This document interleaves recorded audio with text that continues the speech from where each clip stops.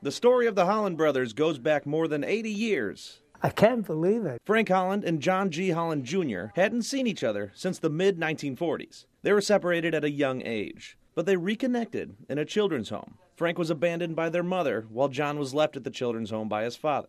A few years later, at the ages of 13 and 14, they were pulled apart again. Went with an aunt of mine, and Junior was still in the home, and he stayed there until he was 18, and then he went into the Navy.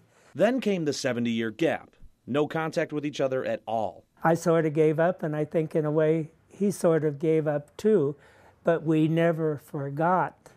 Everything changed after Frank went in to get surgery this year. He told the story of his long-lost brother to his nurse. She connected him with another worker at the hospital, Gabby Albrecht. She was a former private investigator and was able to find this long-lost connection. And she reached John's son. And she said he had been in the hospital having surgery, cancer, and he wanted to see his brother because he was afraid when he went for that surgery that would be the last time he would not wake up from it. Then came the call. Uncle Frank kept on saying, "Junior, are you there? Junior, are you?" And then my dad said, "Is this Francis?" They hung up after talking for an hour and planned to meet face to face. He was asleep, and I went over to him, and I woke him up gently. And we embraced, and